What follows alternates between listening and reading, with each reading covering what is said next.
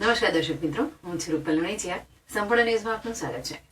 અમીરગઢના જીવદયા પ્રેમીઓએ ચેકપોસ્ટ પરથી પશુ ભરેલી એક આઈસર ટ્રક ઝડપી લઈ તેમાં ચેક કરતા 15 પશુઓને ગીચોગીચ ભરી પાણી કે ઘાસચારાની વ્યવસ્થા ન કરેલી હોવાથી તેમની સામે કાયદેસરની કાર્યવાહી હાથ ધરવામાં આવી છે.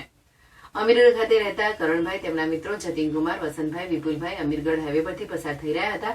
તે સમય દરમિયાન એક આઈસર ટ્રકમાં પશુ ભરેલ હોવાની શંકા જતા તેનો પીછો કરી અમીરગઢ ચેકપોસ્ટ પાસે ટ્રકને રોકાવી ટ્રકમાં ચકાસણી કરતા 13 ભેંસો અને 2 પાડા કુલ 15 પશુઓ લઈ જવાતા હતા, જેમાં પશુઓને પીવા માટે પાણી કે ઘાસચારાની સગવડ કરેલી ન હતી તેમજ પશુઓ પણ એકબીજાની ચામડી ઘસાય તે પ્રકારે ક્રૂરતાપૂર્વક ભરવામાં આવ્યા હતા, જેથી જીવદયા પ્રેમીએ પોલીસને જાણ કરી હતી, જેથી અમીરગઢ પોલીસ ઘટના સ્થળે દોડી આવી હતી. આ અંગે જીવદયા પ્રેમી કરણભાઈએ અમીરગઢ પોલીસ સ્ટેશનમાં આઈસર ટ્રકના ચાલક અયુબભાઈ મહેબૂબભાઈ સિંધી, રહેઠાણ એકતાનગર, નવાકોટની બાજુમાં ગામ ખેરાલુ, તાલુકો ખેરાલુ, જિલ્લો મહેસાણા સામે ફરિયાદ નોંધાવતા પોલીસે ફરિયાદના આધારે વધુ તપાસ હાથ ધરી છે.